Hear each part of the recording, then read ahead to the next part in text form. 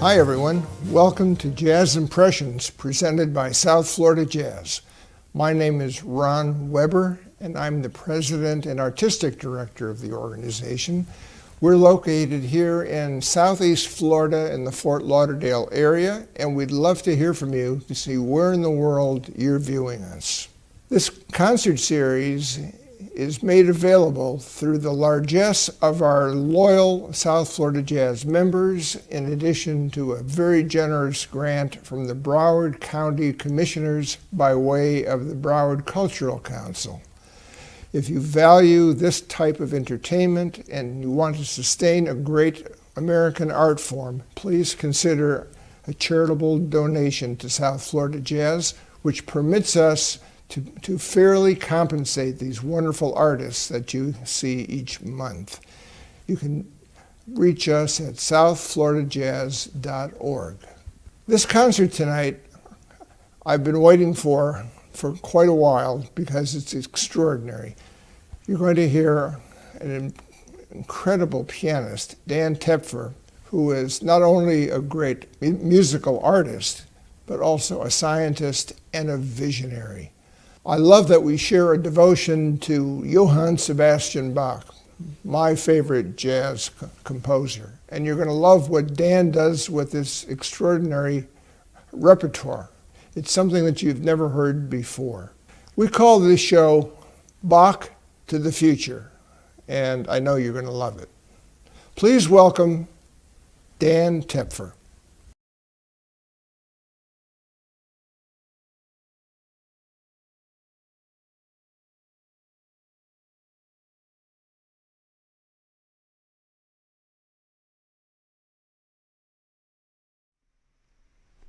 Hello and welcome. I want to say a big thank you to South Florida Jazz for having me tonight. This is really special. First of all, South Florida Jazz is one of the presenters that's been really dedicated to continuing to present concerts in a serious way during this pandemic, and I'm really grateful to them for that.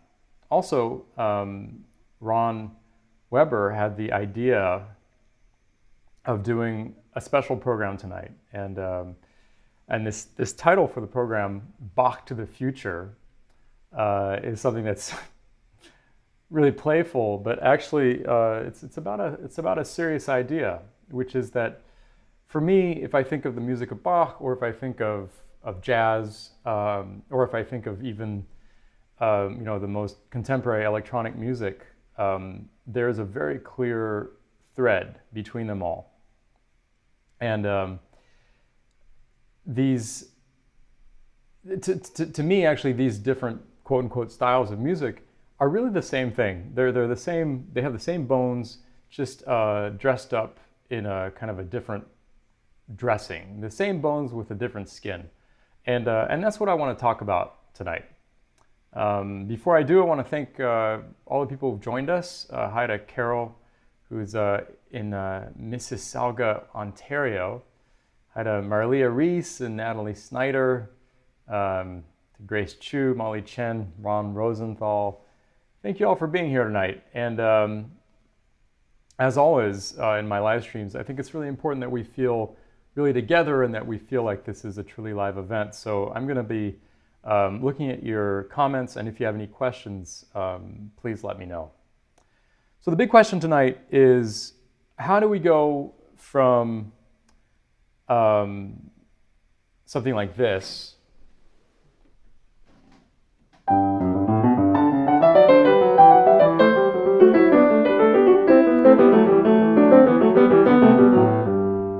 which is the beginning of Variation 6 from the Goldberg Variations. How do we go from that to something like this?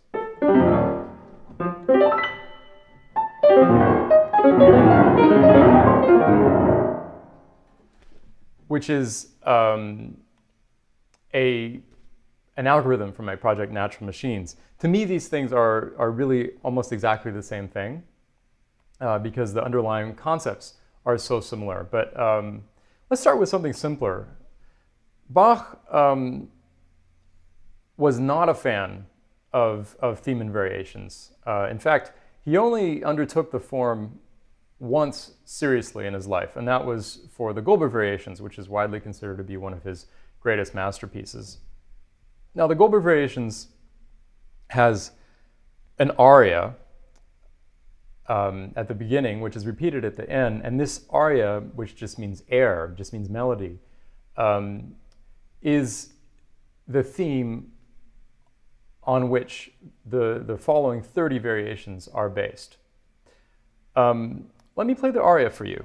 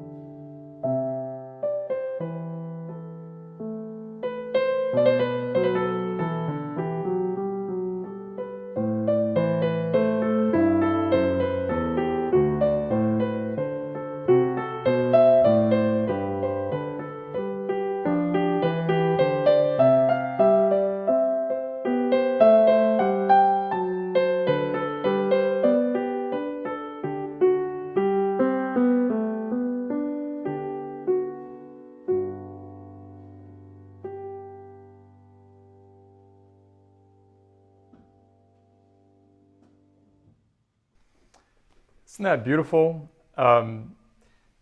This is this incredibly simple, deceptively simple melody that Bach uses as the theme for the Goldberg Variations.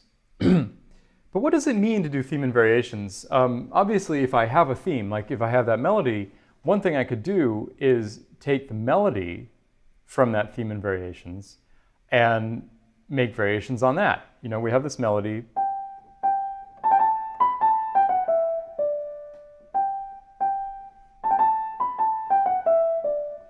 And of course, you know, we could take that and change the harmonization of it, change the rhythms of it, do all kinds of things. This is actually what Beethoven does in the Diabelli Variations. He takes mostly the melody of this theme that was given to him and uses that to make all these different variations. But that's not what Bach does in the Goldberg Variations. And what he does is actually very, very similar to what we do in jazz, and that's why I want to talk about it. In the Goldberg Variations, Bach takes the harmony from the aria. So, you know,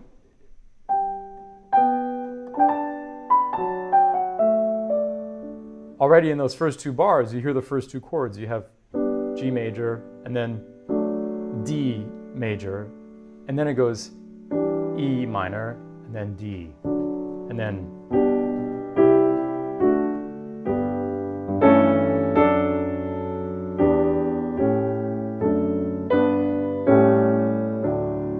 that's the first half of the harmonic structure of the Goldberg Variations. And then there's a second half. It goes like this.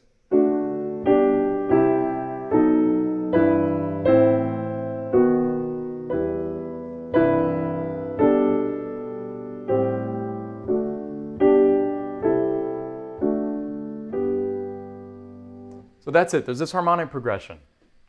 And that harmonic progression is the thread that ties all of the 30 variations of the Goldbergs together.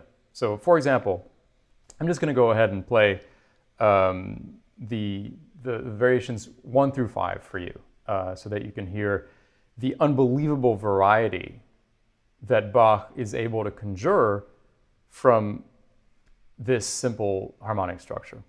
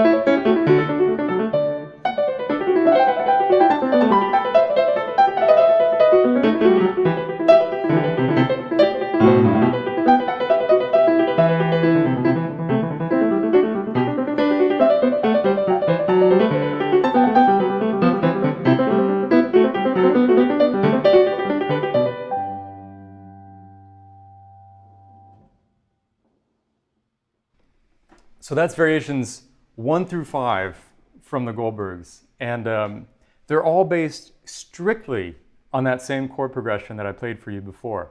In fact, Bach takes some harmonic liberties further in the Goldbergs. That's part of the story that he tells in the Goldbergs is exploring this harmonic path in increasingly complex ways. But in those first 5 variations, he's sticking extremely closely to that harmonic progression of the aria. And I think it's just astonishing, just in those first five, the variety that he comes up with. And that, of course, just expands tenfold, or technically sixfold, in the rest of the Goldberg Variations. Now, how does this connect to jazz? Well, actually, when a jazz musician conventionally improvises over a jazz standard, she's doing something very, very similar to what Bach is doing here. She'll play the theme.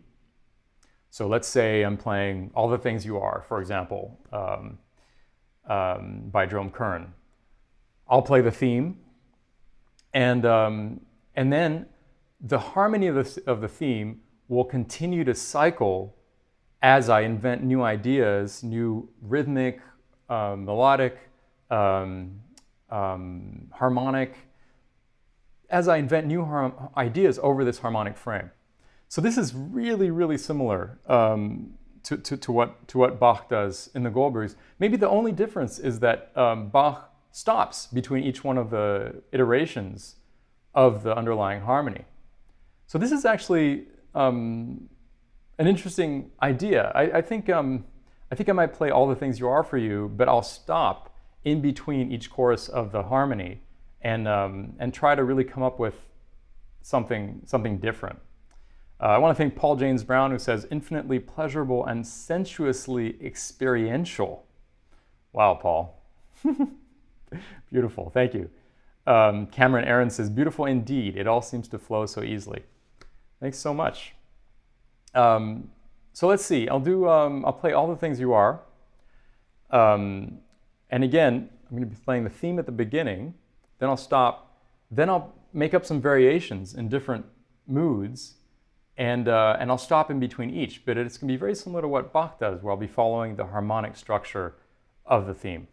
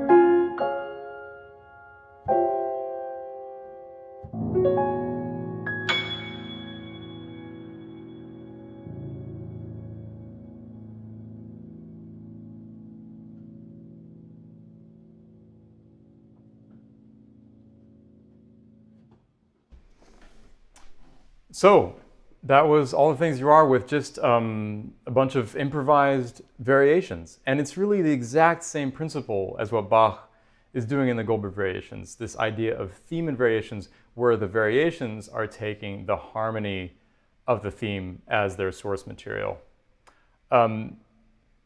There's something I want to dig into here a little bit. It's this idea of the art of creating new ideas and new melodies over a set of chord changes. Obviously, you know, Bach shows his mastery of this in the Goldberg Variations, and many composers have used this idea of using an existing set of harmonies to create new ideas, new musical ideas. In fact, you should know that under copyright law, you can't copyright chord changes. You can't copyright a harmonic structure. And as a result, that's been, you know, something that not only historically has been done a lot, but also even in recent years, even in the 20th century, people have done a lot, is taking the harmony from an existing song and making a new melody over it. So because this is such a deep art form, I wanted to give you some examples of this from the history of jazz. Maybe one of the most famous examples of this is what we call rhythm changes. George Gershwin wrote the song called "I Got Rhythm" that I'm sure you're really familiar with, right? It goes.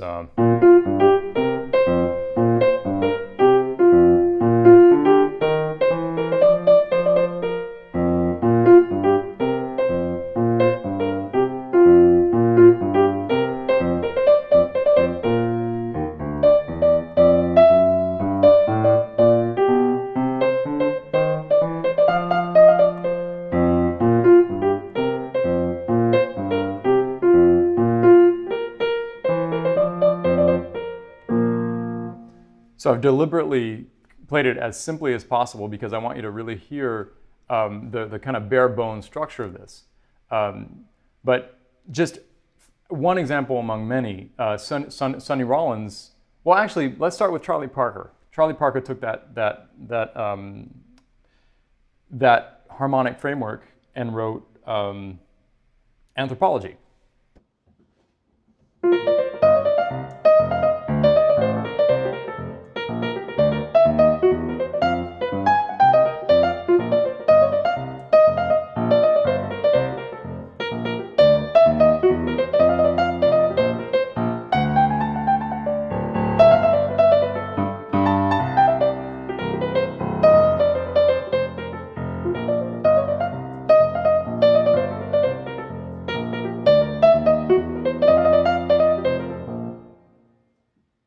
Isn't that beautiful? So that's just using that exact same structure.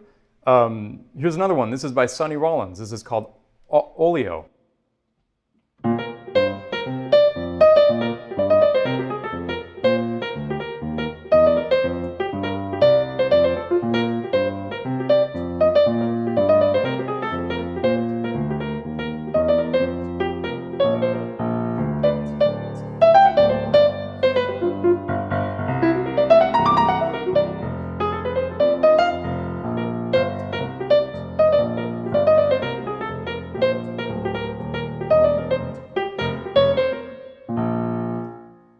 That's Sonny Rollins' take on rhythm changes, and actually, what's interesting about that is that he didn't write a melody for the bridge section, for that section where it goes.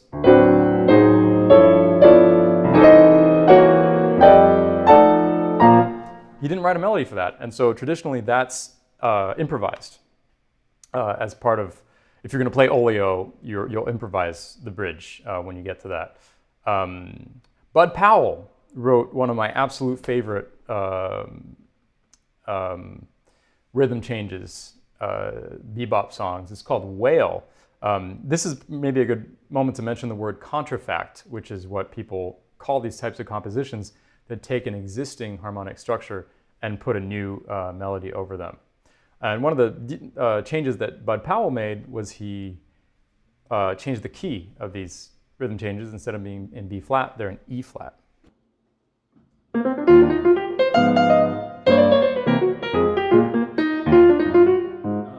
that again.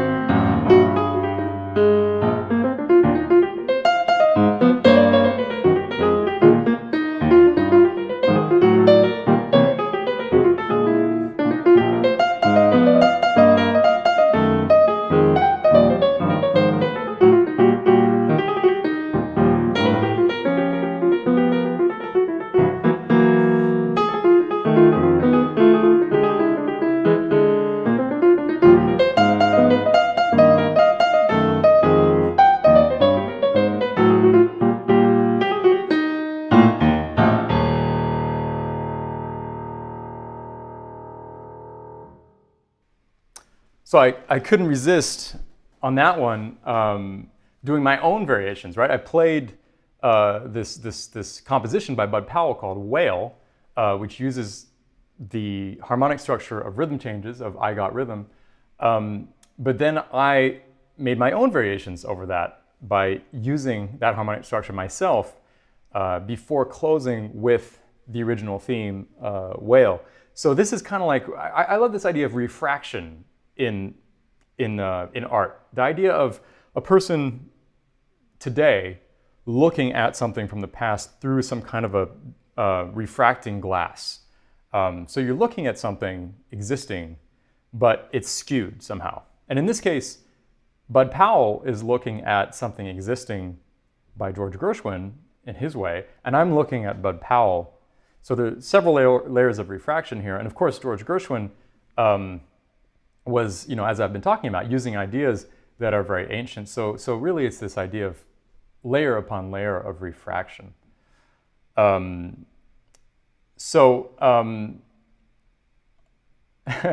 you to Carol McGoffin, who says, yeah, Dan, the piano magician. Thanks, Carol. Another example of a contrafact. My mentor, Lee Konitz, who's widely considered to have been one of the greatest improvisers alive, and actually he left us at 92 last April, at the very beginning of the pandemic.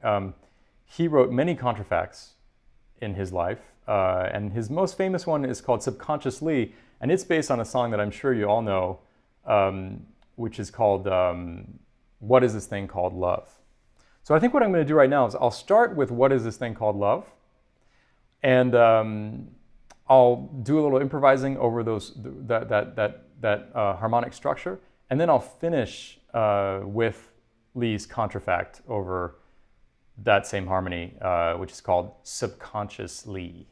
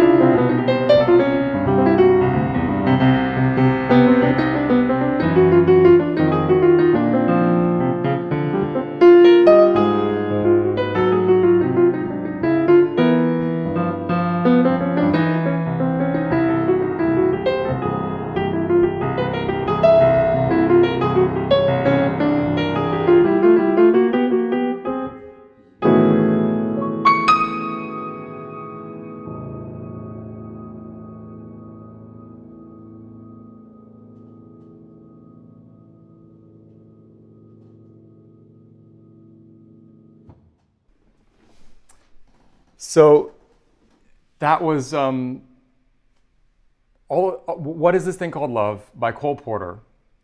And then my improvisation over that set of harmonies. And then at the end, that last melody you heard,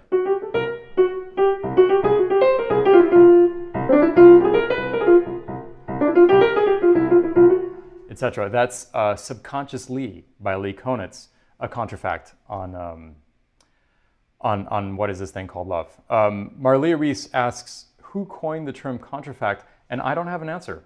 I actually don't know who came up with that first. It's kind of one of those neologisms that isn't really that useful word. I mean, you could just say, this is based on the harmonies of a previous song. I'm not sure. It's a pretty recent term. So now we're starting to get a little bit closer to this idea, the ideas that I've used in the Natural Machines project, because if you think of Bach, the surface of it, this skin, right, over the bones, is just so beautiful and so emotional and just so easy to love. But there's a structure underneath it, these bones, that's holding it up. And what I've found is that Bach loves constraints, and that these bones are made up primarily of constraints. And this idea of constraints is something that has really fascinated me in creativity, because the reality is often it's freedom that's paralyzing, not constraints. When everything's possible, it's very hard to decide what to do.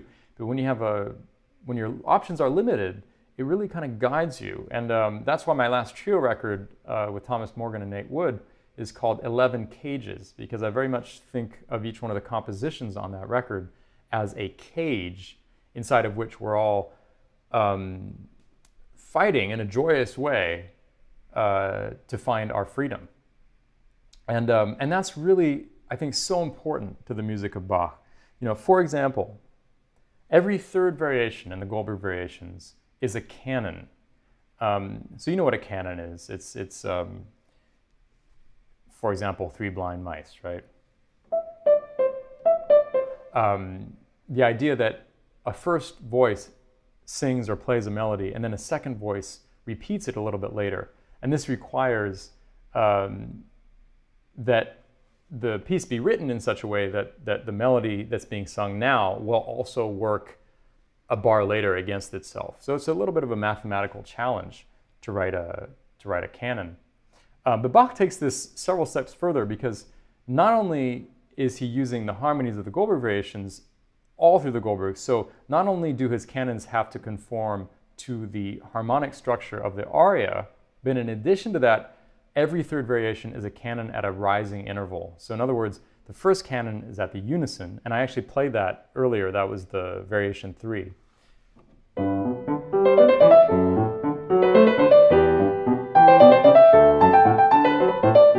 might have heard how that first voice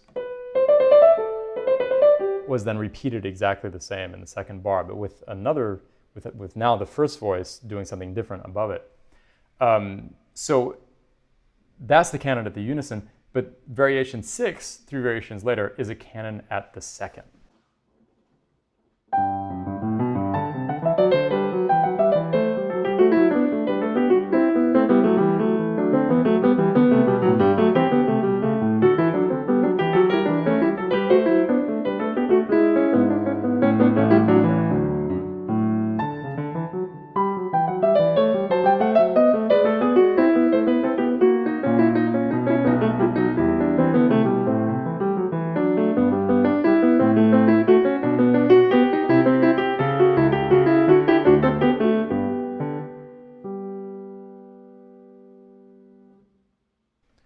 So every time a melody is played in the first voice in this variation, it's repeated a step above in the second voice a bar later.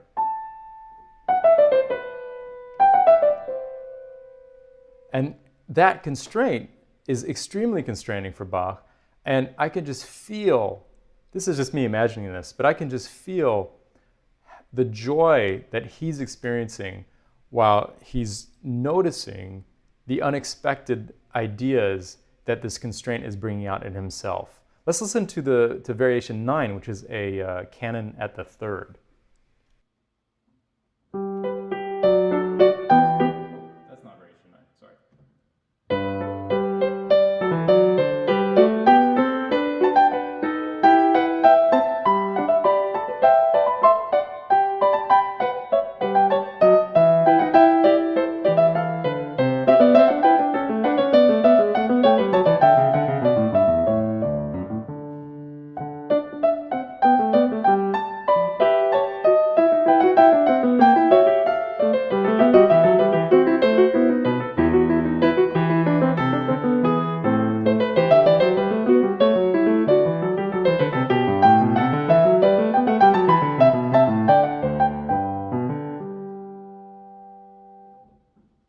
So in that variation, Bach repeats whatever the first voice plays a third away in the next bar. In the next bar, so that first melody da, da, da, da, da, da, da, da, gets repeated as da da ba ba ba boom ba ba. So that's a third down.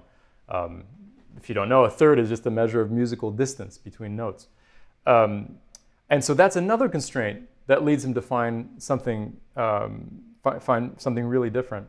And this idea of constraints is so powerful in art, and it's been used, of course, across the board. But for me in jazz, the person who maybe most exhibits this use of explicit constraints is John Coltrane, especially in his middle period. Actually, you could say that his late period is the opposite of that, is a complete complete going away from constraints, because he was going freer and freer. But his middle period is the one where he was writing compositions like Satellite, 26-2, Countdown, compositions with extremely constraining harmonic movement. And I imagine that for him, the benefit was the same as it was for Bach, which is that when you confine yourself so much, when you constrain yourself so much, you start having to come up with ideas and solutions for yourself that are new to yourself. These constraints are actually going to lead to you surprising yourself. So I want to play giant steps for you right now, and kind of play both with the constraint of giant steps and also with how much freedom it's possible to get within it.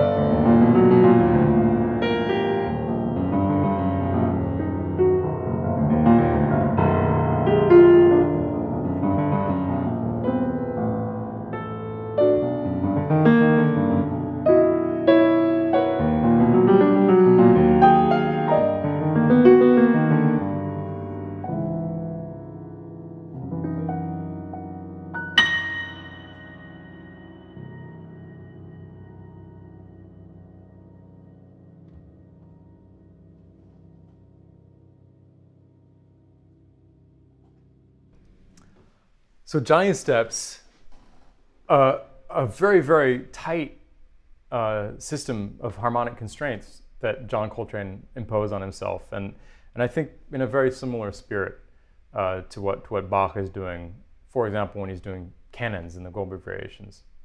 Let's explore this idea of constraints a little deeper. When Bach is doing a canon at the second, for example, as I mentioned, you know, the first voice, the second voice will repeat the first voice a step away, right? And in Variation 24, he's doing a canon at the octave.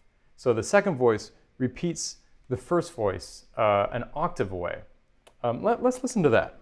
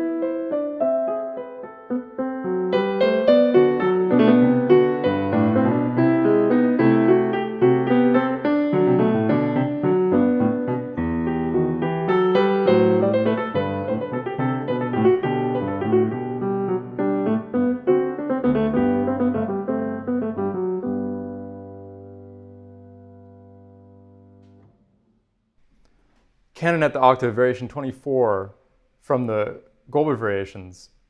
And I asked myself, what if I wrote a computer program that made a canon at the octave for me?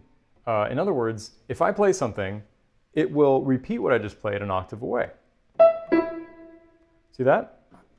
I played this note, and the computer played this note above. I'm using a Yamaha Disklavier here, which is a very special, fully acoustic, fully traditional piano that has this extra power, which is that it can play all by itself, and you can send it commands from your computer. So right now it's repeating what I play an octave away. And what I found is that when I just played free improvisation with this algorithm, it brought things out of me that I really didn't expect. There were new things. And that's, again, the power of constraints. So let me do a free improvisation for you now with this algorithm canon at the octave from my project Natural Machines.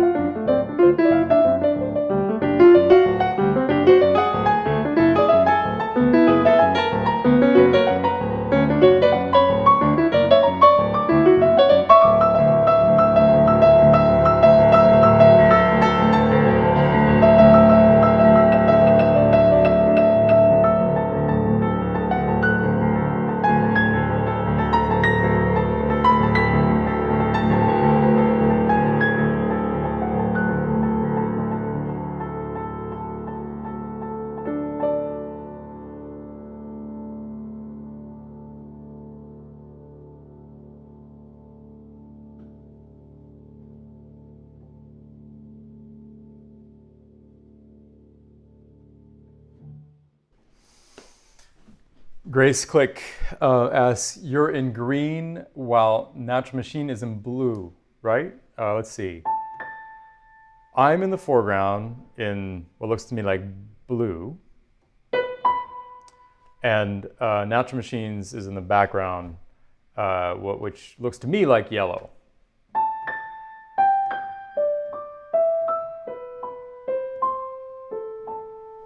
And as you may have noticed, sometimes I was actually switching the direction of the canon. You know, just because you're doing a canon at the octave doesn't mean it always has to be an octave above. It could also be an octave below. So,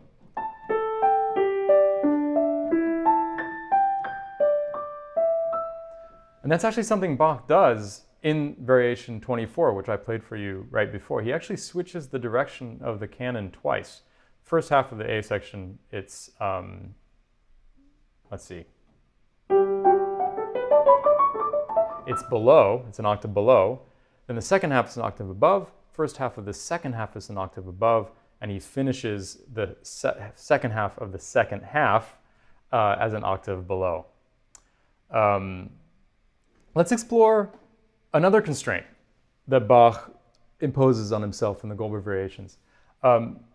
Variation 12 and Variation 15 continuing on in the sequence of every third variation being a canon at a rising interval, Variation 12 and Variation 15 are actually canons at the fourth and fifth, but they're inverted canons at the fourth and fifth. And this is really unusual in the Goldbergs and relatively unusual in canons in general. It's whatever the first voice plays, the second voice plays the same thing a bar later, but upside down. This is inverted, okay? So if the first voice played, the second voice would have to play. That's if your axis of symmetry, of course, is on the G. Carol Turcott says, fascinating rethink of traditional approaches. I feel like was just went into the future too. Wow. Thank you, Carol. Alan asks, what is the delay between you and Natural Machines? So that's a great question. When you have a canon, you have to ask yourself, how soon after the first voice makes a statement does the second voice repeat it, right? And actually Bach plays with this a lot in the Goldberg Variations. Now in his case, once the delay is set between the first voice and the second voice, it remains the same during the whole variation, but he changes that delay quite a bit in the course of the Goldberg. Sometimes the second voice will come in a bar later, sometimes 2 bars later, sometimes half a bar later. And in this case, what I just played you, that's the delay. But actually I can change that, and I didn't do that just now, but that's something I really enjoy doing. You know, for example,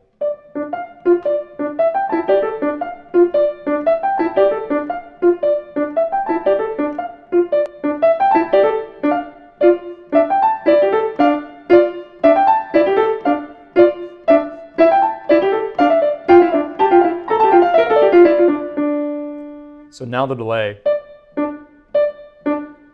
is longer than it was before.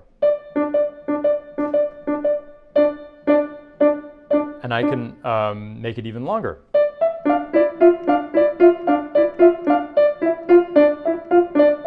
Now it's bam, bam. And this is something really interesting rhythmically because canons are rhythm. Canons are also rhythm. They're not just this kind of mathematical idea of how voices fit together.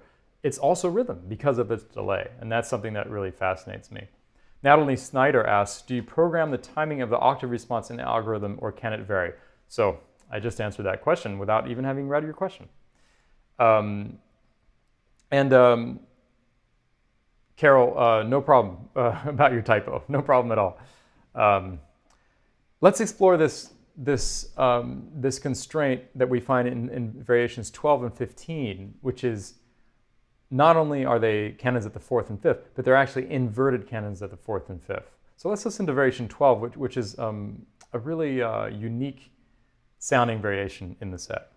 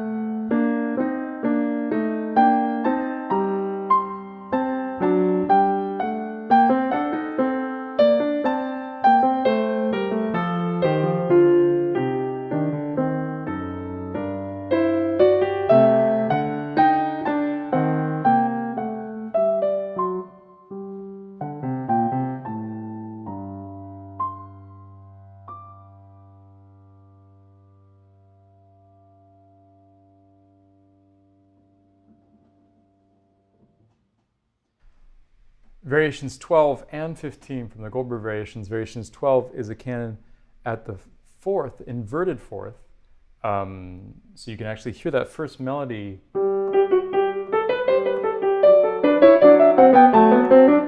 So that first melody da, da, da, da, da, da, gets inverted to da, da, da, da, da, da, and everything in the whole variation gets inverted in that same way. And same for the variation 15, we have this inversion process. And I think in both of these, Bach finds these incredibly modern feeling chromatic ideas in his melodies that to me feel really special. And it really feels like something that maybe Bach would not have come up with if he hadn't imposed that constraint on himself. I think they arise directly from the constraint. So of course, you know, when I was studying the Goldberg Variations, and since I'm first and foremost a jazz pianist and improviser, of course I asked myself, what would it be like to improvise with an inverted canon? And so I wrote an algorithm for my computer that inverts whatever I play, and I'm going to improvise that. I'm going to improvise with it for you now.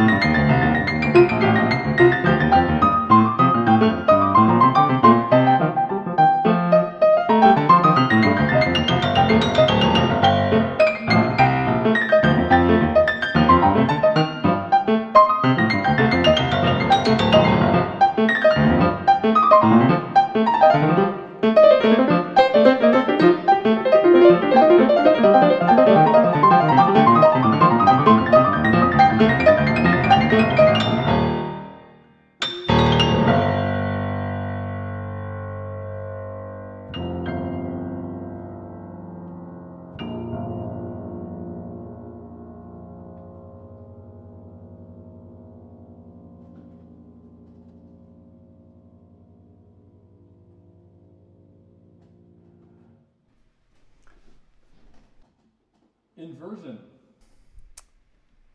Another one of my algorithms from Natural Machines.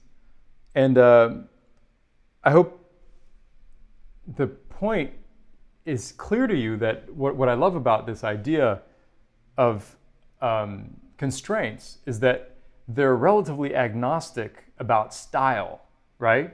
Even though the underlying idea is very, very similar between what I just played and what Bach is playing in Variations 12 and 15, this idea of an inverted canon, the musical results are very different. And that's what I love about the bones of music, is that you can use very similar bones and end up with a completely different skin. Thank you, Natalie Snyder, for your kind comment. On this topic of inversion, I want to just do a quick aside. At the beginning of the pandemic, I started doing a project called Bach Upside Down. And this is a project I've been wanting to do for a while, and the pandemic suddenly hit, and I had no concerts. All my tours were canceled. And so I was at home, and I had the time to do this Bach Upside Down project. And Bach Upside Down is this idea of taking existing Bach pieces and listening to them in inverted form, in this upside down form. And it's truly astonishing, I find, how good Bach sounds upside down. And not only how good, but how surprising it sounds, because his structure, the intricacy of the relationships between notes and the development of the piece, all that remains the same, but the flavor of it changes enormously when you turn it upside down. So for example, I might do variation, let's see, let me think about this. How about variation 12? Variation 7, that's a really, really sweet one that'll really enable you to hear the difference in flavor between the inversion, between the original and the inversion.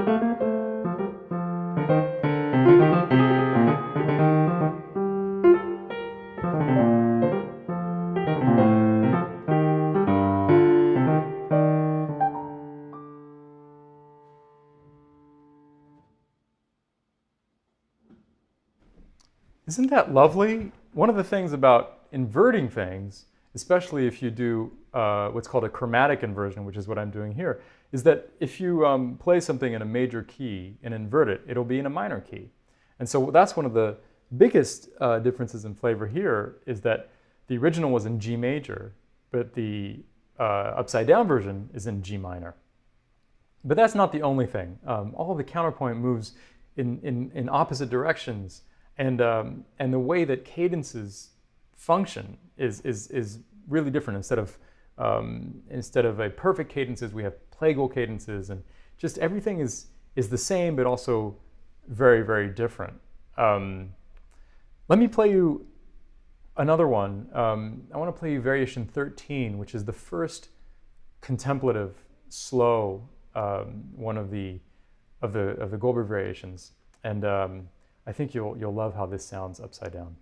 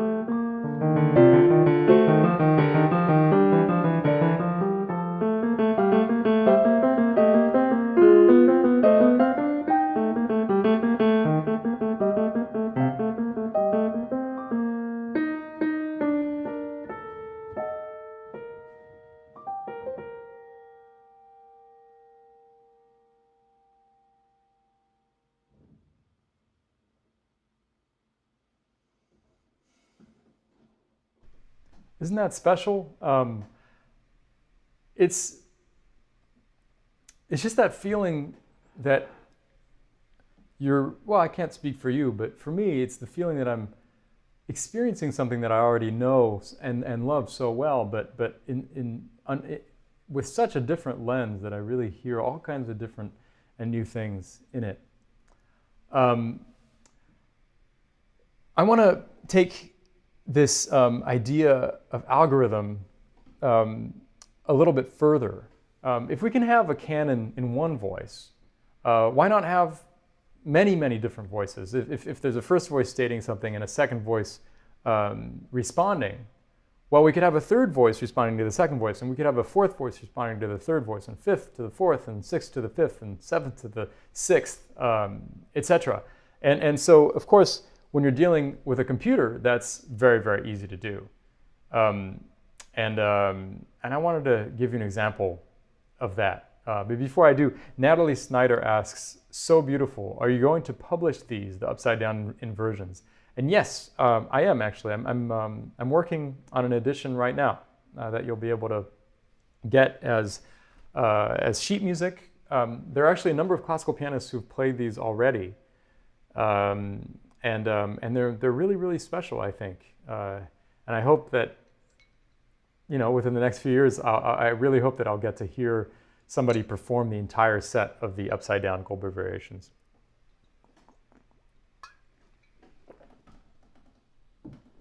So here is an algorithm I call Demonic March, and you'll see it's using these exact same ideas that we've been exploring, but with a very different flavor, because the interval between the canonic voices is a minor ninth, which is the most dissonant interval there is. And there are many, many voices going out. There are many iterations of this canon, voices responding to each other.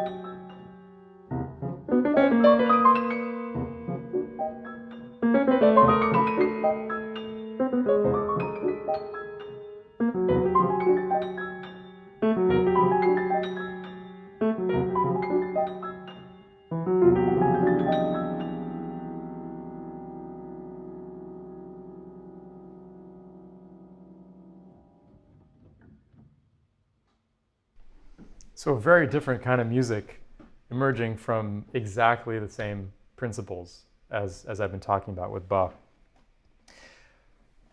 There's another relationship between Bach and just the thread of the whole history of music that I want to talk about, and that's intonation. tuning systems. Bach was at the forefront of this idea of tuning systems. During his lifetime, and he played a part in this, people figured out a way of tuning instruments like the piano that enabled you to play in all keys. It enabled you to play, say, a piece in C major, and then without having to retune the instrument, play a piece in F sharp major. This is something at the beginning of Bach's life that had not been figured out yet. And in fact, when he wrote his inventions, he only wrote 15 of them. And that's because without retuning the instrument, it would just be impractical to play in the other 9 keys, the other 9 keys that he didn't write for, because he wrote in major and minor keys. So of course, there are only 12 notes, there are only 12 keys, but major and minor, that gives you a total of 24. So his inventions, there are only 15 of them. But then, by the time he wrote the well-tempered clavier, which is well-tempered meaning tuned in a specific system called well-temperament, by the time he wrote the well-tempered clavier, this had been figured out, and he wrote 24 preludes and fugues in book 1 and another 24 in book 2. So intonation is essential to understanding Bach and essential to his history.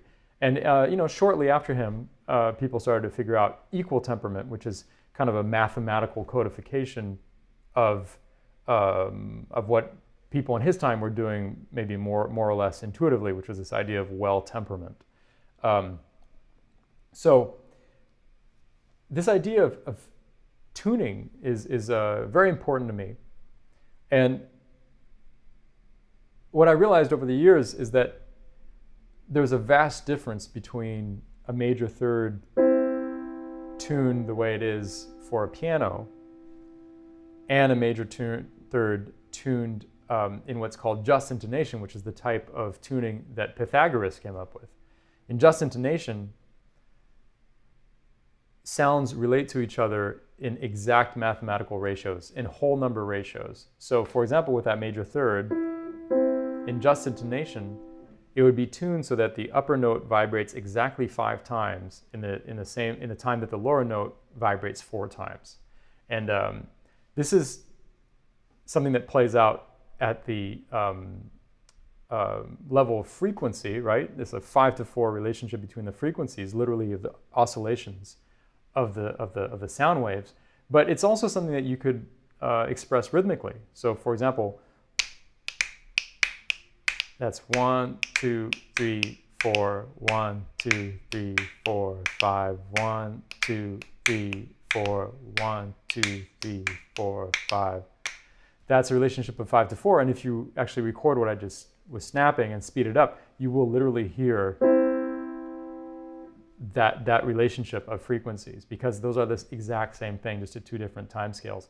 So this idea was fascinating to me, the idea of just intonation, of this way of tuning music so that sounds are literally in rhythm with each other, versus these compromises that have been made historically with well temperament and then equal temperament that allow you to play in all these different keys.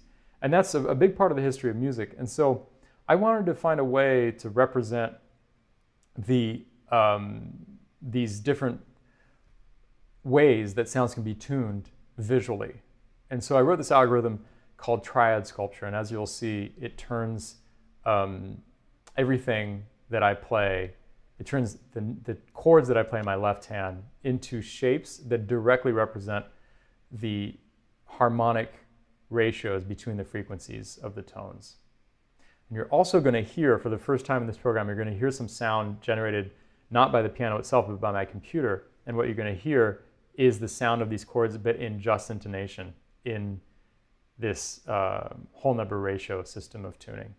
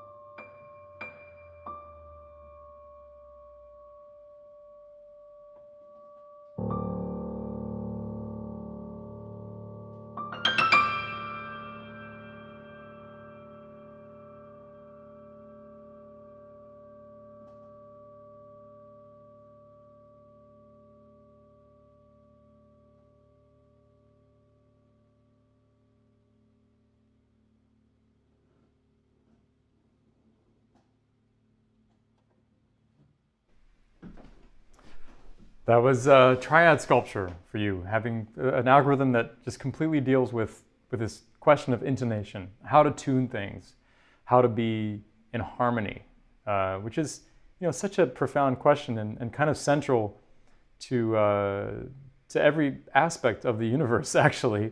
For example, in planetary system, we find these resonances between the orbits of planets that are exactly the same as the types of resonances we find between tones. Molly Shen says, Edward Tufte, the guy who is an expert on the visual display of quantitative information, I wonder what he'd make of the triad algorithm. Dan should be in Tufte's next book. I'd love to hear what Edward Tufte thinks of this. I want to close by kind of opening even wider here. Bach's influence on music, and also the fact that his position as just one of the steps in the history of music plays out not only at the levels that I've been talking about, the levels of imposing constraints on oneself, the levels of theme and variations, the levels of inventing new melodies over existing harmonies. It also plays out at a myriad subtle levels, like, for example, the fact that not only did he always follow the rules of counterpoint and these extra constraints that he imposed on himself, but he also never stooped to writing a melody that wasn't a beautiful melody. And so that's something that's also very important to me, is that that idea of always listening deep inside and trying to make beautiful melodies. But getting away from the Goldberg Variations for a moment, Bach also offered paths towards other ways of structuring music. Of course, he was a master of the fugue, but one of the projects of his that interests me the most are the inventions. These very deceptively simple pieces that he wrote that are often played by children, because the inventions are so incredibly creative. Basically, he comes up with an idea, a musical idea. So it could be, for instance, that might be his idea. And then he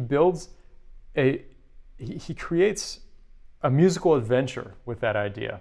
That musical idea becomes our protagonist, becomes our hero in the adventure that we're about to see unfold. And our hero starts at home. You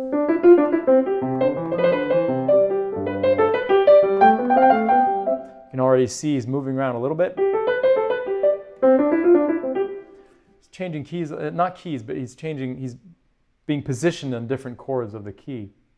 But soon enough, as happens at the beginning of Act 2 in traditional 3-act structure in plays or in movies, soon enough, our hero is projected into the unknown, is projected into a new key.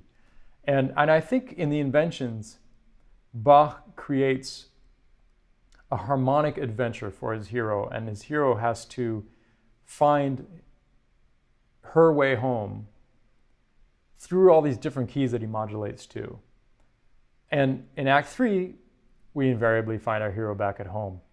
And so this is something very inspiring to me, because the inventions are this microcosm of perfect musical structure. And when I listen to, for example, Keith Jarrett do free improvisation, I hear the influence of that type of large-scale structure.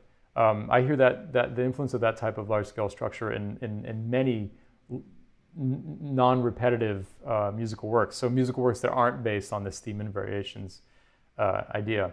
And a question I ask myself is, can I improvise an invention?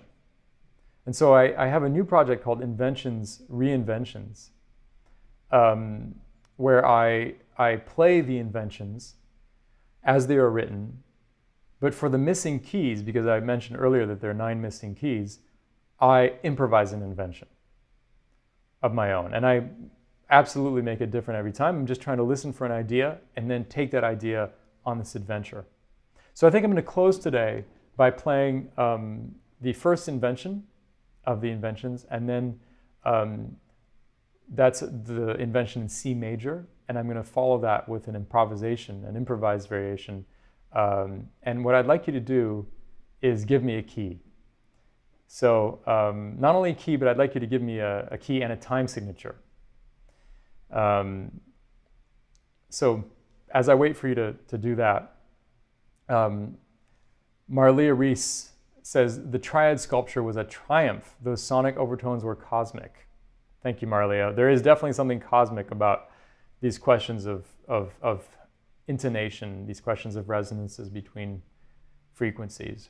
Carol McGoffin says, incredible, just plain magical again. I just got the major and minor triad earrings. Recognize the orbits, haha. And indeed, I've been 3D printing these shapes, the shapes that you just saw in this Triad Sculpture piece. I've been 3D printing them, and they make for great little sculptures. They also make for really great earrings. I've been making them in silver, bronze, and copper, I think. And you can get them, if you're interested, you can go to my website, dantepfer.com, and there's a merch section in the menu where you'll find Triad Sculpture, or you can go straight to dantepfer.com/Triad Sculpture, and you'll find them there. Okay, Natalie Snyder was the first to answer, and she says A flat major 7/8. So this is what I'm going to do. I'm going to play Bach's invention in C major, and then I'll do a free improvised invention of my own in A flat major in 7/8. Here we go.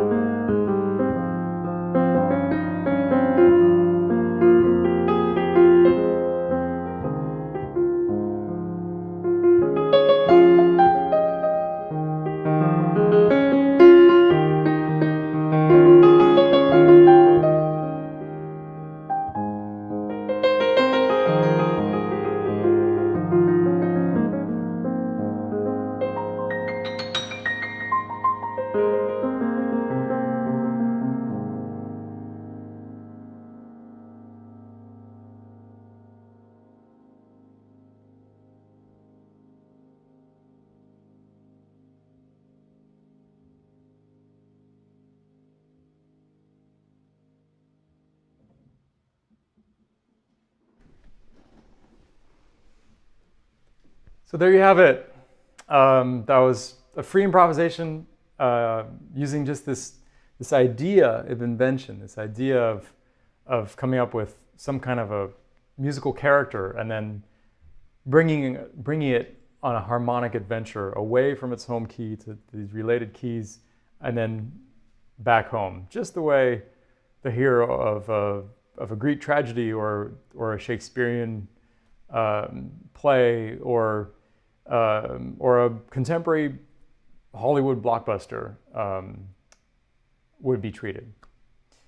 Carol McGoffin says, "You said it, Dan, adventure. You take us on a new breathtaking adventure every time, completely inspiring in every way." Thank you so much, Carol.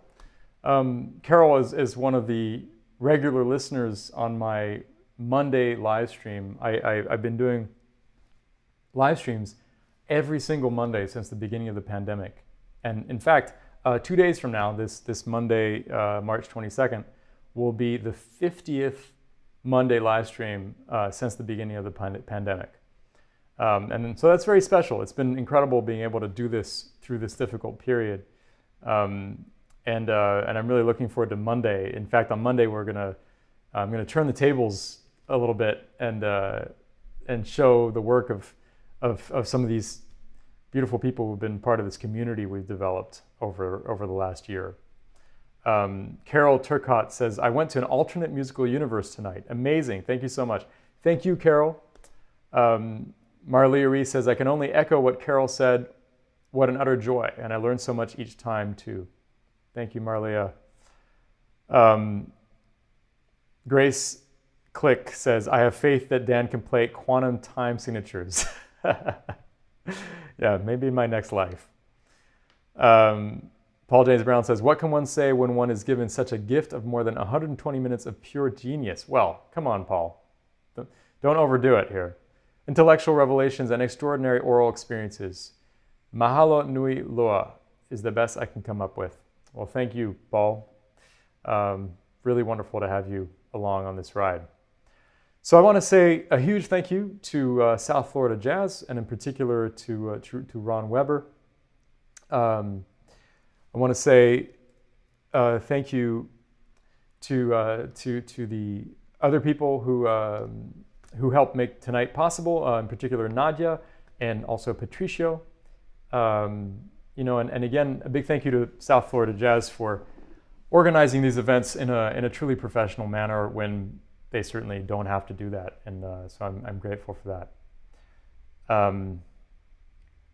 That's it for tonight, folks. I hope you enjoyed this Bach to the Future premiere. It's the first time that I've really explored this subject that's so important to me in depth, and maybe I'll do it again sometime. In the meantime, please stay safe and stay healthy, stay well. Thanks again for joining me tonight. And I will leave you with the outro of South Florida Jazz to keep you company until the end of the stream. Take care.